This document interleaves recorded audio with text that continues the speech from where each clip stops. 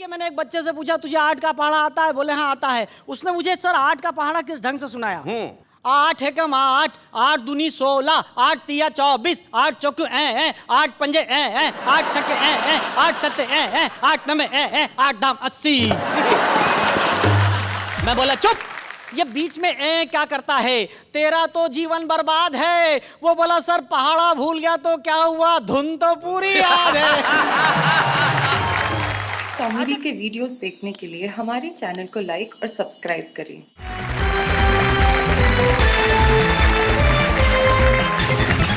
तो ये मिलकर कहते हैं एक बार वाह क्या बात है। हमारे साथ हमारे 3 कवि मित्र हैं। हमारे साथ सबसे पहले जो बैठे हैं शानदार, ऐसा लग रहा है जैसे पंचायत का चुनाव लड़के सीधे सीधे आ रहे हैं या जाके लड़ेंगे। नाम इनका फारूक सरल है, लेकिन सरल साहब चुनाव मत लड़िएगा क्योंकि इन दिनों चुनावों में सरल लोग चुनाव नहीं लड़ते हैं, काफी टेढ़े लोग चुनाव लड़ते हैं, इसलिए आपकी जगह यही ठीक है, आप अदब की महफिल में रहिए। हम स्वागत करते हैं फारूक सरल का। फारूक सरल साहब के पास जो बैठे हैं वो बैठे हैं, वो ऐसे योगी किस्म के आदमी है कि कहीं भी बैठ सकते हैं। इतने अद्भुत व्यक्ति हैं प्रदीप चौबे कि एक बार इनके 15 शिष्य थे और 15 शिष्यों को इन्होंने कहा कि रास्ते में जाना और कहीं कोई महिला दिख जाए तो महिला को देखना मत, बस मुंह से कहना राम राम राम। अब इनके शिष्य भी इनकी तरह 15 ही शिष्य निकले और एक शिष्य की अचानक आवाज आई राम राम राम, तो बाकी 14 एक साथ बोले कहाँ है कहाँ है कहाँ है। जैसे गुरु वैसे चेले। तो ये हमारे मठाधीश हैं हास्य के, जो प्रदीप चौबे जी यहाँ पे बैठे हैं, उनके पास जो बैठे हैं वो भी इसलिए बैठे हैं कि ये विवादास्पद ढांचा है। एक ऐसा व्यक्ति जिसकी आंखों में करुणा और रुदन का ऐसा स्थायी भाव है जिसे देख के ये लगता है कि उसका जन्म केवल चंदा लेने के लिए हुआ। लेकिन दिनेश दिग्गज एक अद्भुत व्यक्तित्व है और हमारे बड़े ही कमाल के कवि हैं, और इस आत्मविश्वासी कवि को मैं सबसे पहले इस मंच पे बुलाना चाहता हूं कि दिग्गज जी जरा आइए, कुछ सुनाइए, और भाई आप लोग जरा तालियां बजाइए।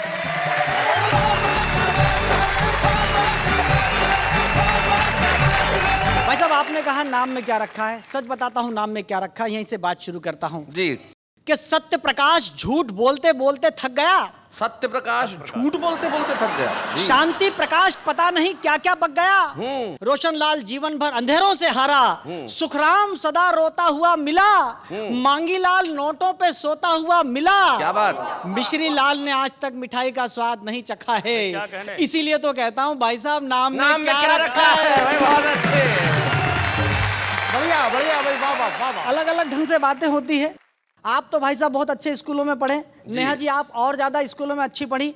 मैं तो उन स्कूलों में पढ़ा जहां पर मैं रेस में अकेला दौड़ा फिर भी सेकंड आया। अच्छा।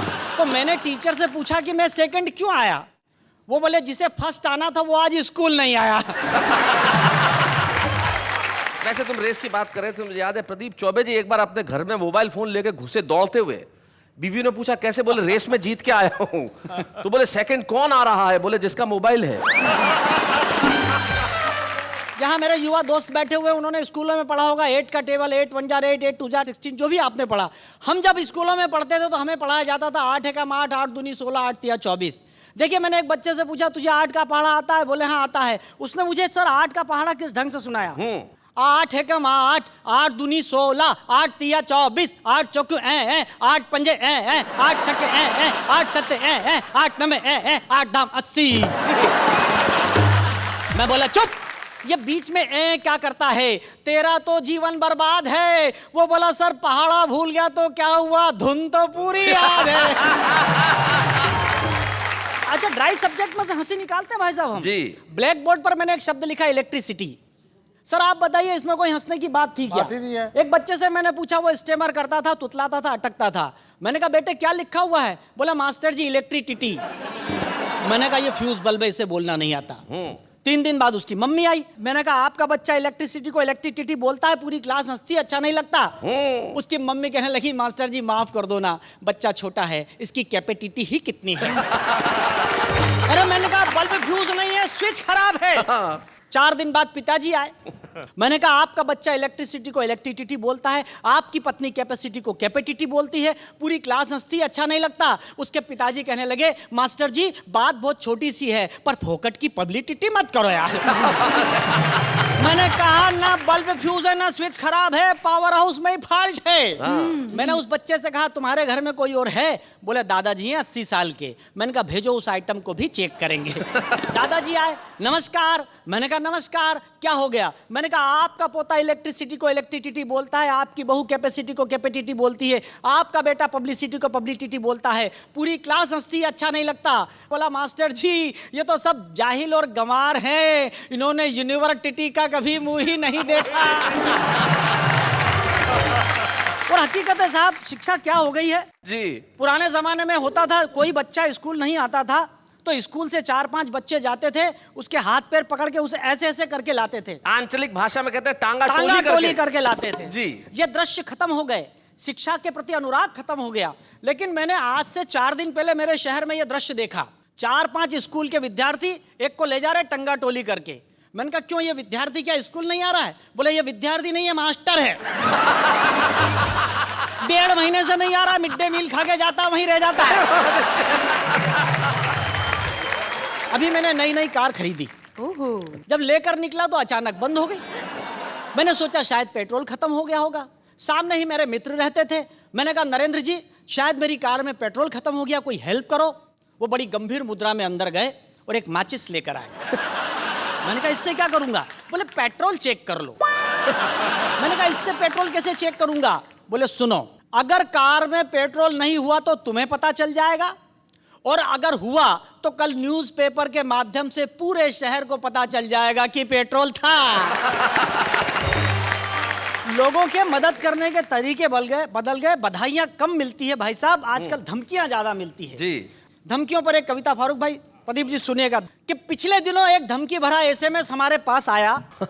एसएमएस पढ़कर सिर चकराया। लिखा था दिग्गज जी हम आपके जीवन का सुख चैन तोड़ देंगे, अगर 50 लाख रुपया नहीं दिया तो आपका नाम किसी आइटम गर्ल से जोड़ देंगे।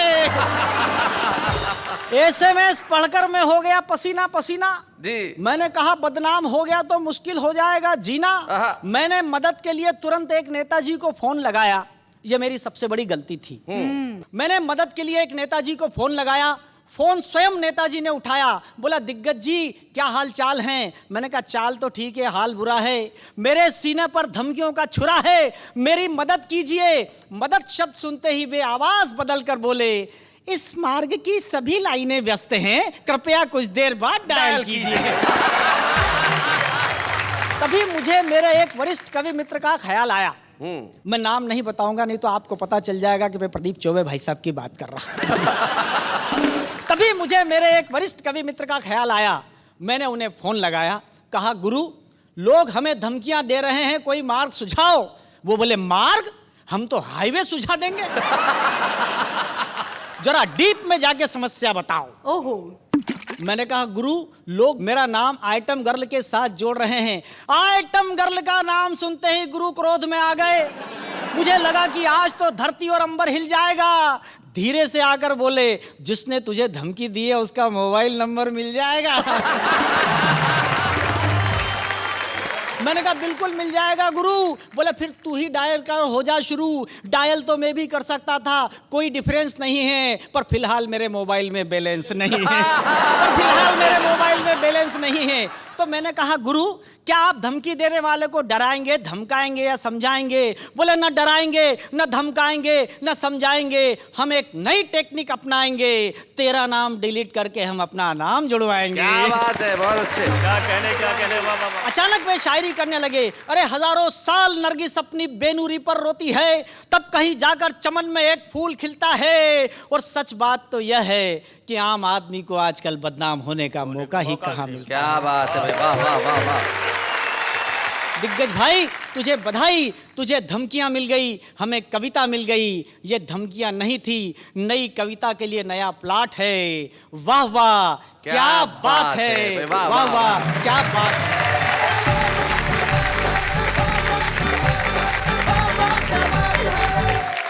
बहुत बढ़िया भाई दिनेश दिग्गज, आपने बहुत अच्छा सुनाया। दिनेश मेरा बड़ा पुराना ही विद्यार्थी है और मैं जानता हूँ कि इसको धमकियां ऐसी जिंदगी के अंदर आती रहती, लेकिन धमकियां सपनों में भी होती है। एक बीवी सुबह ही सुबह उठी तो पति ने धमका दिया, बोले जो पड़ोस में सुनीता रहती है रात को मेरे सपने में आई थी। तो बीवी बोली अकेले ही आई होगी। बोले क्यों? बोले उसका पति मेरे सपने में आया था। तो अगर धमकियां आप देंगे तो कई बार सामने से भी कुछ गड़बड़ हो सकती है, लेकिन कुछ लोग होते हैं जीवन में बड़े सरल होते हैं, उन्होंने कुछ लेना देना नहीं होता। तो आचरण, व्यवहार, कलम, कविता, सबसे सरल व्यक्ति को हम बुलाते हैं जिनका नाम फारूक सरल है। हम जोरदार तालियों से स्वागत करते हैं।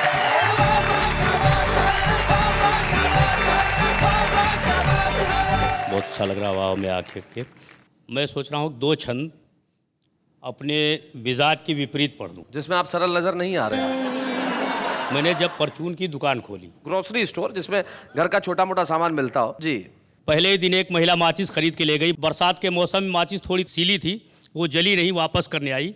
मैंने एक तीली निकाली और उसको थोड़ी देर तक अपनी दाढ़ी के ऊपर रगड़ा। माचिस सूख गई और मैंने जला के दिखाया।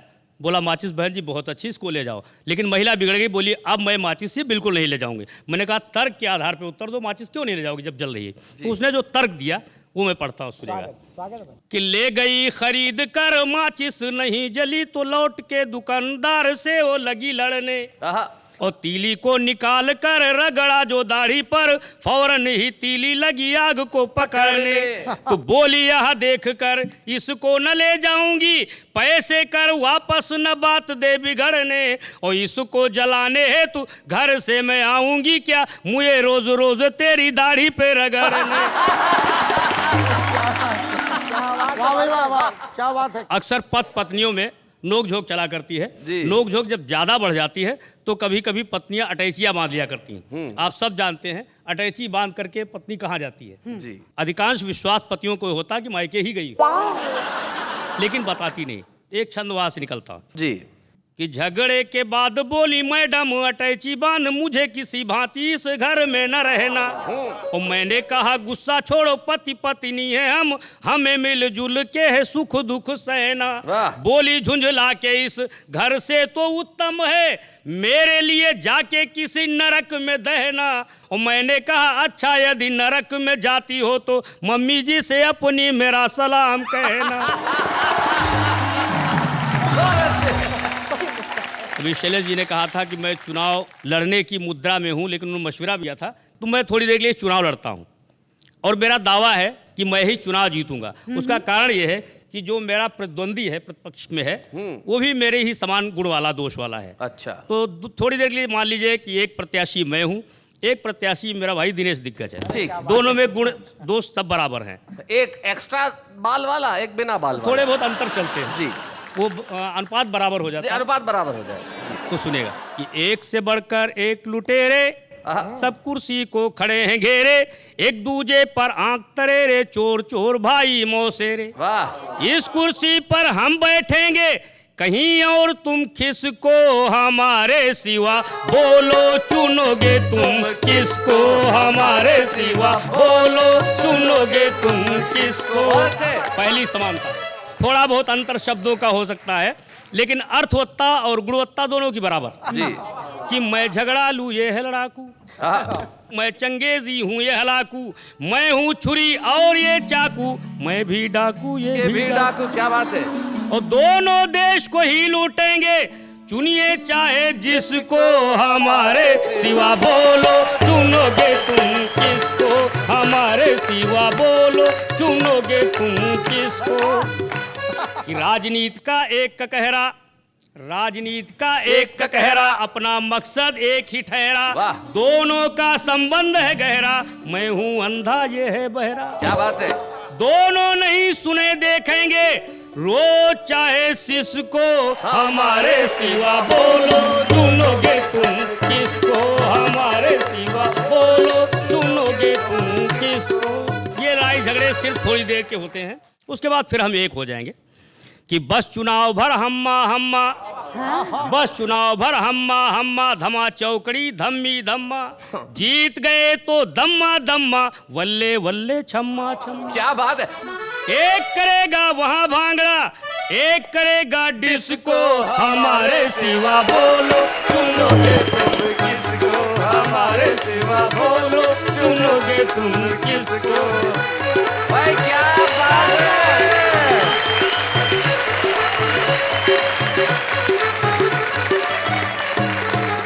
भाई फारूक भाई क्या बात है, आपके लिए मिलकर एक बार कहते हैं वाह वाह क्या बात है। सचमुच अगर हमारी बारी आई कि हम किसे चुने तो हम आपके सिवा किसी को नहीं चुनेंगे। क्या खूबसूरत गीत आपने सुना, इतना बढ़िया व्यंग गीत। हमारे देश का हाल ऐसा ही है, लेकिन आपको क्या लगता है नेता सिर्फ यही सपने देखते हैं? प्रदीप भाई, एक नेता एक सपना देखता था कि रोज सपने में रात को चुनाव हार जाता था, तो डॉक्टर के पास पहुंचा, कुछ दवाई दीजिए, मैं रोज रात को सपने में चुनाव हार जाता हूँ। डॉक्टर ने दवाई दी, दूसरे ने आया, बोले क्या दवाई दी, गड़बड़ हो गई। बोले क्या? बोले कल तक तो हार ही रहा था, आज तो जमानत जब्त हो गई। तो जिस देश में सपनों में भी ये हाल हो, उस देश का क्या किया जाए। लेकिन कुछ लोग होते हैं जो हकीकत में इतना हंसाते हैं कि आप सपने भी उन्हीं के देखते हैं। प्रदीप चौबे उनमें से ऐसा ही नाम है, जो हकीकत में आपको इतना हंसाएंगे कि आज रात को जब आप सोएंगे तो सपने में भी आपको प्रदीप चौबे नजर आएंगे। लेकिन डरावने सपने उसे नहीं कहते, वहां पे भी वो आपको हंसाने के लिए आएंगे। प्रदीप चौबे, जिन्हें मैं प्यार से और जो मुझे प्यार से मिस्टर चौबी कहते हैं। तो एक मिस्टर चौबी इधर है, एक मिस्टर चौबी उधर है। तो मिस्टर चौबी जरा आइए, हम आपके लिए जोरदार तालियां बजाते हैं। प्रदीप चौबे।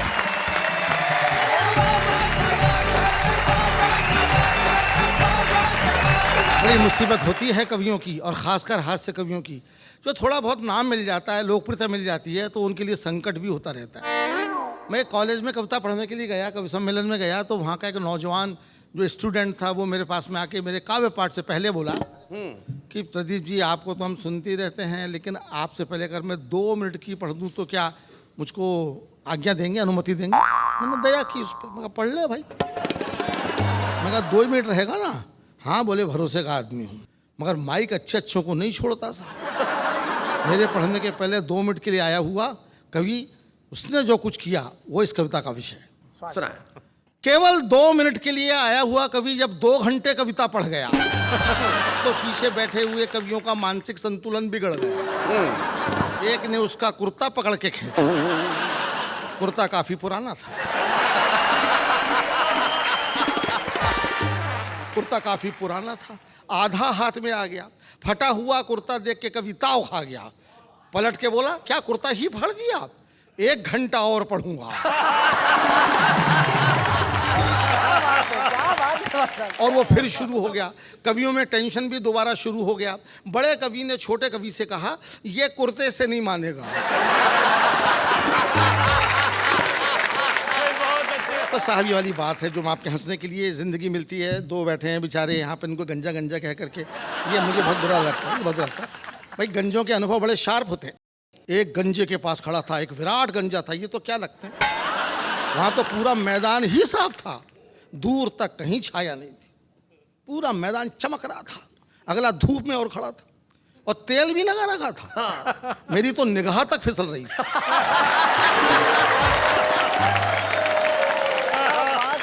लेकिन उसके गंजत्व से आकर्षित होकर के मैं उसके पास पहुंच गया कि शायद कुछ देखने को मिले। तो गौर से देखा, दिखा साहब उसकी खोपड़ी पे 2 बाल लहरा रहे थे। एक बाल सीनियर था, दूसरा जूनियर था। तो जूनियर बाल ने सीनियर बाल से कहा कि दादा अपन दोनों आपस में शादी कर लें तो ये मैदान लहलहा जाए। तो सीनियर बाल बोला ऐसा नहीं हो सकता भैया, इस देश में बाल विवाह पे पाबंदी है।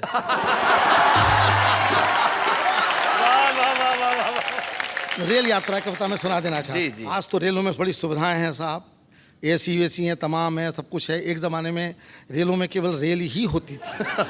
और अभी मैं गया आपके राजस्थान में बीकानेर इलाके में, वहाँ पर आज भी मीटर गेज है, मीटर गेज। वो शायद आप मीटर गेज के बारे में नहीं जानते होंगे कि ब्रॉड गेज चलता है आजकल, मुझे खुद नहीं मालूम था जी। और वहाँ मीटर गेज थी, उसी में बैठना था। तो मैंने गार्ड से पूछा कि गार्ड साहब मीटर गेज किसको बोलते हैं? तो वो बोला बैठ के देखो। तो मैं बैठ गया, उसी में जाना था। मीटर गेज में बैठने के बाद मुझे पता चला कि वो गाड़ी 1 घंटे में 1 मीटर जाती थी। और जब वो गाड़ी चली तो उसकी स्पीड देख के मेरे को रोना आ रहा था। अच्छा। तो मैंने गार्ड से पूछा कि गार्ड साहब एक फ़ोन करके आ जाऊं तो क्या मैं दौड़ के गाड़ी पकड़ लूँगा? तो गार्ड बोला बहुत तेज़ मत दौड़ना, वरना अगली गाड़ी में बैठ जाओगे। रेल की जनरल बोगी में सफ़र किया मैंने, आपको सच्ची का कविता सुना रहा हूँ। उसे रेल की जनरल बोगी इसलिए कहते हैं कि उसमें धक्के खाते खाते आदमी में जनरल जैसा विल पावर आ जाता है। तो उसमें जो कुछ हुआ बताता हूँ जी। भारतीय रेल की जनरल बोगी, पता नहीं आपने भोगी कि नहीं भोगी। एक बार हम भी कर रहे थे यात्रा, प्लेटफॉर्म पर देखकर सवारियों की मात्रा हमारे पसीने छूटने लगे, हम झोला उठाकर घर की ओर फूटने लगे। तभी एक कुली आया, मुस्कुरा के बोला, अंदर जाओगे? हमने कहा तुम पहुंचाओगे? वो बोला, बड़े बड़े पार्सल पहुंचाए हैं, आपको भी पहुंचा दूंगा, मगर रुपए पूरे 50 लूंगा। हमने कहा 50 रुपया? वो बोला, हाँ भैया, 2 रुपए आपके बाकी सामान के। हमने कहा यार सामान नहीं है, अकेले हम हैं। वो बोला, बाबूजी आपके सामान से कम है। भीड़ देख रहे हैं, कंधे पे उठाना पड़ेगा, धक्का दे के अंदर पहुंचाना पड़ेगा, मंजूर हो तो बताओ। हमने कहा देखा जाएगा, तुम उठाओ। कुली ने बजरंगबली का नारा लगाया और पूरी ताकत लगा के हमें जैसे ही उठाया कि खुद बैठ गया।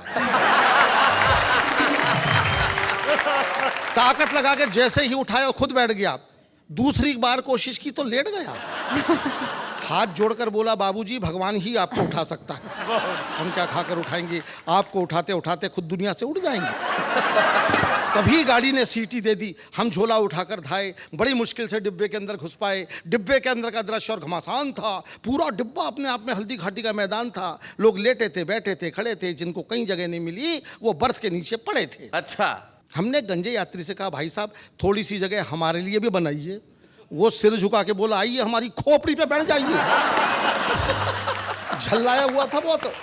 तभी एक भरा हुआ बोरा डिब्बे के अंदर चढ़ा, आगे बढ़ा और गंजे के सिर पर गिर पड़ा। गंजा चिल्लाया, किसका बोरा है? बोरा फौरन खड़ा हो गया और उसमें से एक लड़का निकल के बोला, अकेला बोरा नहीं है अंकल जी, बोरे के अंदर 12 साल का छोरा है। अंदर आने का यही एक तरीका है, हमने अपने माँ बाप से सीखा। वाह। आप तो एक बोरे में घबरा रहे हैं, जरा ठहर तो जाओ, अभी गद्दे में लिपट के हमारे बाप जी अंदर आ रहे। उनको आप कैसे समझाएंगे? हम तो खड़े भी हैं, वो तो आपकी गोद में लेट जाएंगे। एक और देखिए, छोटा सा व्यंग है जी। एक यात्री बर्थ के नीचे से निकलता हुआ अपनी आंखें मलता हुआ फिल्मी अंदाज में बोला, मैं कौन हूं? मैं कौन हूं? उसका पड़ोसी बोला, शुक्र करो बेटा कि हो, वरना कल रेलवे कर्मचारी पूछते कि ये कौन था। इतना सुनते ही पूछने वाला मौन था। मगर एक अंतिम सीन तो आपको जरूर अच्छा लगेगा, क्योंकि आपको भी ऐसा अनुभव आया ही होगा। अचानक गाड़ी बड़ी जोर से हिली, एक यात्री खुशी के मारे चिल्लाया, अरे चली चली। दूसरा बोला, जय बजरंगबली। तीसरा बोला, या अली। हमने कहा गाड़ी तो बगल वाली जा रही है। गाड़ी तो बगल वाली जा रही है और तुमको अपनी चलती नजर आ रही है। प्यारे, सब नज़र का धोखा है। दरअसल ये रेलगाड़ी नहीं, हमारी ज़िंदगी है, और ज़िंदगी में धोखे के अलावा और क्या होता है? क्या होता है? क्या बात है, वाह वाह वाह।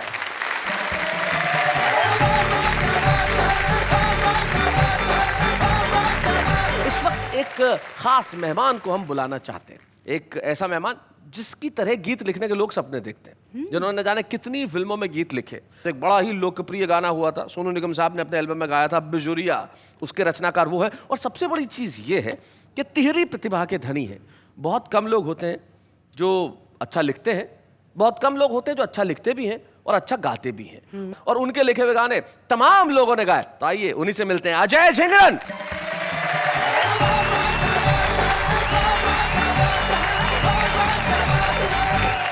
पहले वही गीत पेश करूंगा जो मेरी पहचान बना हुआ है पूरे देश में। मेरा पहला गीत था, तो मुझे आज भी वो लम्हा याद है जब वो गीत रिलीज हुआ था, तो मैं कैसे भाग के ऑडियो की शॉप पे गया था खरीदने के लिए अपना कैसेट। ये सपना होता है, सहारनपुर से एक लड़का आता है जिसका नाम अजय झिंगरन होता है, और इनकी एक ख्वाहिश होती है कि जब मेरा गाना आया तो मैं ऑडियो कैसेट खरीद के लाऊं। ये ख्वाहिश पूरी हुई। एक खूबसूरत गाना अजय हमें सुना रहे हैं जो अजय ने लिखा।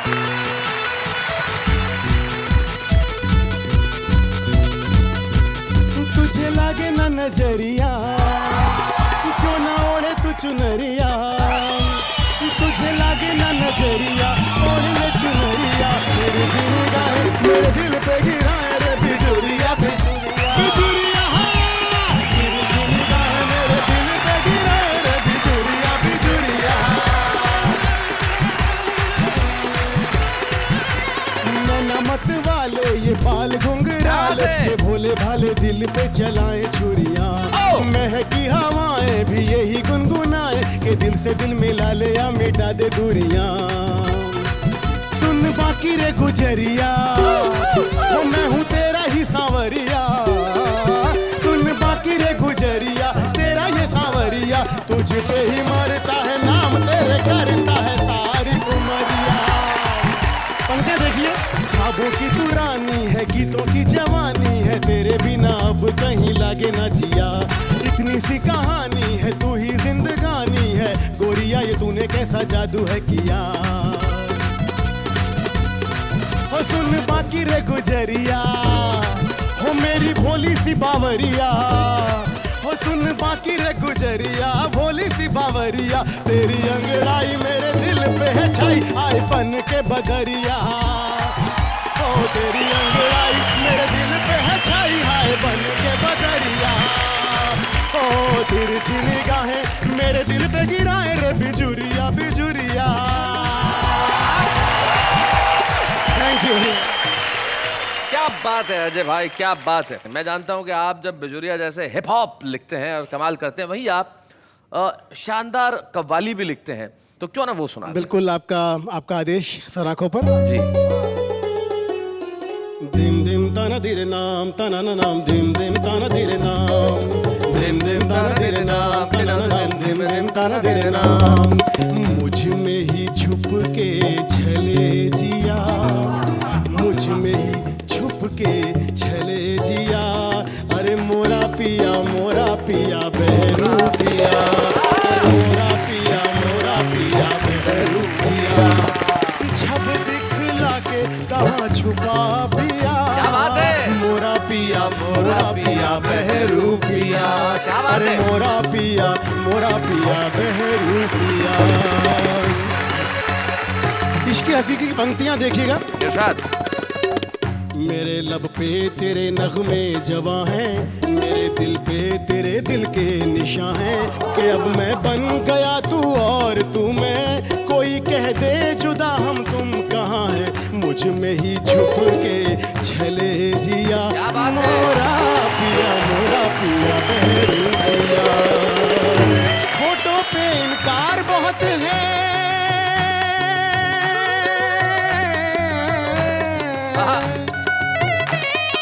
फोटो पे इनकार बहुत है, लेकिन तुमसे प्यार बहुत है।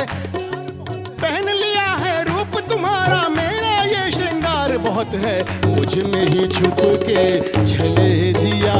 मोरा पिया बहरू पिया। क्या बात है। झूठी दुनिया में बहलावे जिया, झूठी दुनिया में बहलावे जिया। मोरा पिया बहरू पिया, मोरा पिया बहरू पिया। क्या बात है यार, क्या बात है।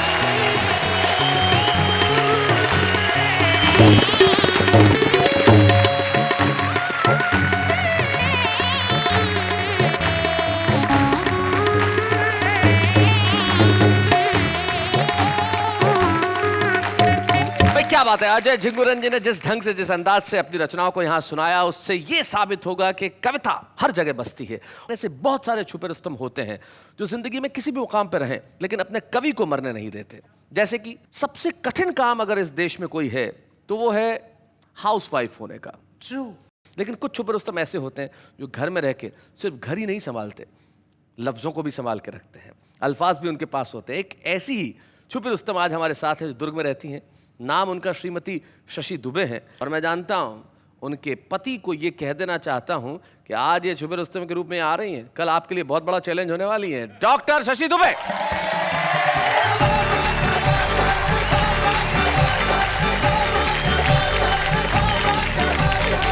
शैलेश जी, जी तनाव से चेहरे पर पिंपल पड़ते हैं जी, रोने से चेहरे पर रिंकल पड़ते हैं, आहा। इसलिए वाह वाह क्या बात है देखकर मुस्कुरा दो, क्योंकि मुस्कुराने से चेहरे पर डिंपल पड़ता हाय हाय, भाई क्या बात है, क्या बात है। बहुत अच्छे। है। एक कुंवारी कन्या ने बुजुर्ग महिला से पूछा, प्यार और शादी में क्या भिन्नता होती है?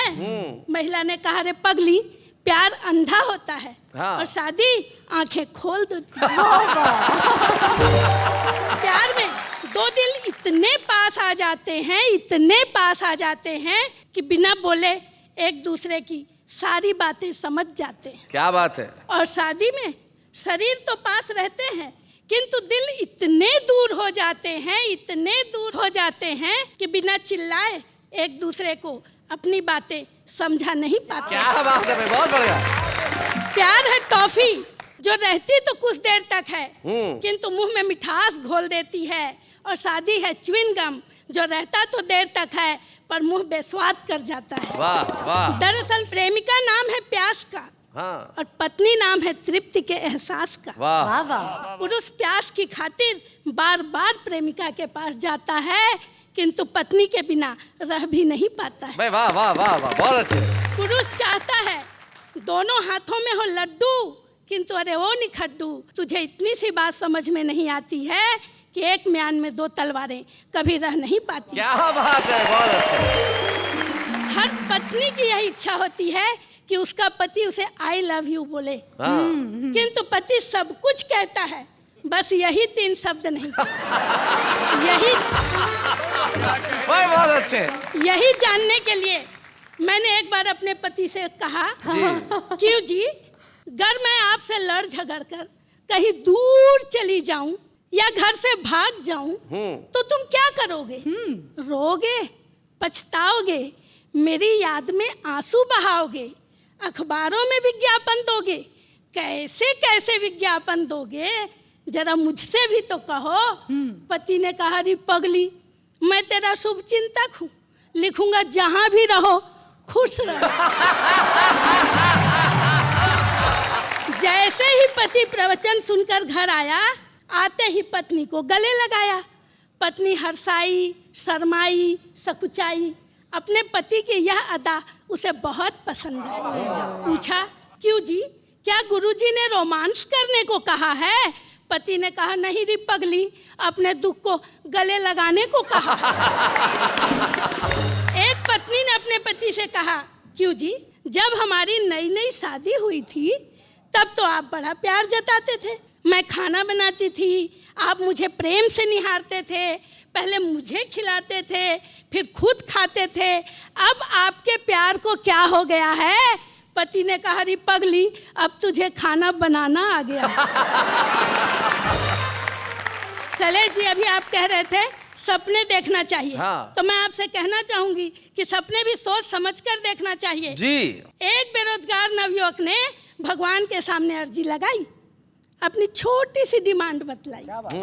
हे भगवान, एक जॉब दे दे, एक बंगला, एक बड़ी सी गाड़ी जिसमें बैठी हो मेरे साथ कन्या कुंवारी। भगवान की कृपा से खुल गया उसका भी मुकद्दर और गर्ल्स कॉलेज की बस चला रहा है बनकर ड्राइवर। एक नवयुवती जिसने देखी थी पिक्चर शोले, बार बार भगवान के सामने यही डायलॉग बोले, हे भगवान, मुझे कुछ नहीं चाहिए, मेरी माँ को एक दामाद दे दे। भगवान की कृपा से उसकी भी किस्मत खुल गई और उसकी तो नहीं, उसकी छोटी बहन की शादी हो गई। तो शैलेश जी, रोने से तो आंसू भी पराये हो जाते हैं जी, और हंसने से पराये भी अपने हो जाते हैं। इसलिए वाह वाह क्या बात है, देखते रहिए, मुस्कुराते रहिए, हंसते रहिए। क्या बात, वाह वाह, क्या बात है भाभी जी। तो भाई शशि दुबे जी ने आज यहाँ पे कमाल कर दिया, जो छुपे रुस्तम के रूप में आई और जिस आत्मविश्वास के साथ कविताएं पढ़ी, निश्चित तौर पे अब ये छुपे रुस्तम नहीं रही, सारे मुल्क में प्रसिद्ध होने के लिए अब आप तैयार हो जाइए। आपकी कविताएं आज सारी दुनिया ने सुनी है और कल जब आप जाएंगी लोग आपके ऑटोग्राफ लेंगे और कहेंगे आप वही है ना जो छुपे रुस्तम में आई थी। आइए हम आपके ऑटोग्राफ के जीवन की शुरुआत करते हैं और आपको एक स्मृति चिन्ह देना चाहते हैं कि आपकी सफलता का प्रारंभ उस मंच से हुआ जिसका नाम है वाह वाह क्या बात है। बच्चे हैं या बूढ़े हैं, नर है या नारी है, हंसी देने वालों के सब ही आभारी है, कविता सुनाने वाले अब सबके साथ है। क्या बात है। वैसे अब मुझे समझ में आ गया क्या? कि सपने वही देखने चाहिए जो साकार हो सके। ओके, यानी कि अब तुम एंकर बनने का सपना नहीं देख रही हो। वो सपना नहीं है। चलिए, सपने वही देखने चाहिए जो साकार हो सके, लेकिन सपने जरूर देखने चाहिए और ये कभी तय नहीं करना चाहिए कि मैं जो सपना देख रहा हूं वो साकार होगा या नहीं, क्योंकि सपना देखना मेरा कर्तव्य है और उन्हें साकार करना उसकी जिम्मेदारी है। लेकिन उसकी जिम्मेदारी निभाने से पहले हमें अपना परिश्रम तो करना पड़ेगा। और इस देश का आम आदमी जो है वो बड़े सपने देखता है, हकीकत में बातें कड़वी कड़वी कहता है, लेकिन सपने बड़े अच्छे देखता है। अब उनके सपने और हकीकत की बातें क्या होती है जरा देखते हैं। उम्र काफ़ी नादान है मेरी, हंस के जीने की पहचान है मेरी। दिल दुखों से भरा हो आपका तो मेरे पास आइए, दिल रिपेयर करने की दुकान है मेरी। आज से पहले मैं उम्मीद क्यों छोड़ूं? दया बोला पेमेंट सबको मिलता है, दरवाजा हमेशा मैं ही क्यों तोड़ूं? गॉड ने दिन बनाया और नाम दिया आफ्टरनून, रात की रोशनी बनाई और नाम दिया मून, सोच समझ कर तुम्हें बनाया और नाम दिया कार्टून। उंगली में चुभी सुई, अरे उंगली में चुभी सुई, उई उई उई उई। हरो फूल बरसाओ, मेरा दोस्त आया है, होठों पे मुस्कान, गली में महक लाया है। जिसे थी पानी से एलर्जी, आज वो साबुन से नहा के आया है।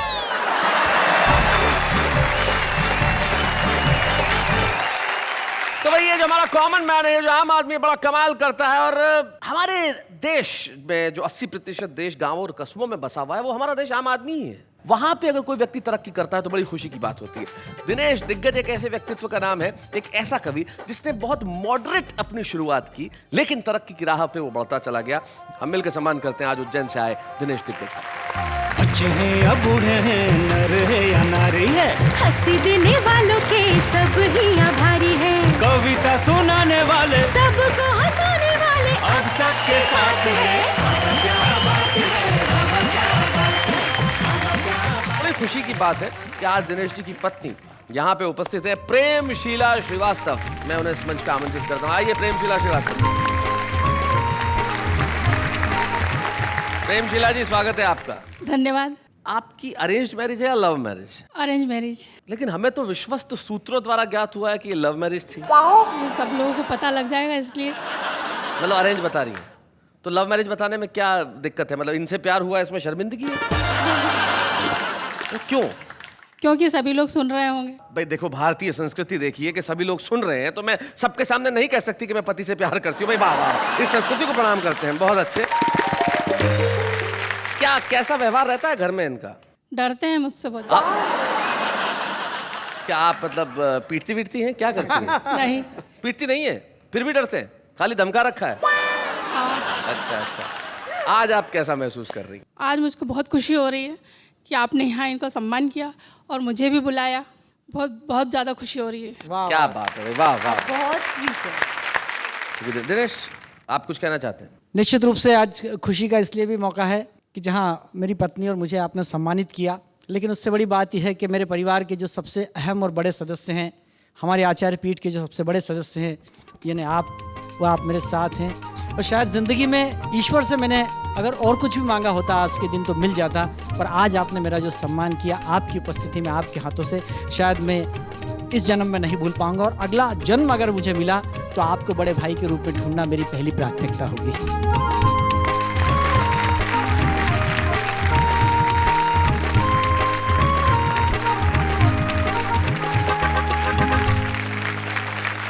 दिनेश, मैं आपको ये कहना चाहता हूँ, आप, प्रेमशीला, फारूक भाई, प्रदीप चौबे या तमाम वो कवि जैसे शशि जी यहाँ आई आज और उन्होंने छुपे रुस्तम के रूप में कविताएं पढ़ी, या अजय जी आए, हम तमाम लोग हिंदुस्तान की आत्मा में से निकले हुए लोग हैं। इसलिए तमाम वो लोग जो चाहे छोटी जगहों पर रहते हैं, लेकिन उन्हें जाते जाते एक शायर के 2 शेर कहना चाहता हूँ। आप कहीं भी रहें, लेकिन अगर आप में सपने देखने की हिम्मत है, उन्हें सच बनाने की ताकत है, तो आगे बढ़िए। जमाना आपका इंतजार कर रहा है। तब मैं कहता हूँ कि दिल आंखें बंद करके भी वो चेहरा देख सकता है। वो तमाशा ही नहीं है, मगर तमाशा देख सकता है। और हम खिड़कियां दरवाजे बंद कर ले तो भी क्या होगा, जो सूरज है उसे जमाना देख सकता है। वाह वाह, क्या बात है।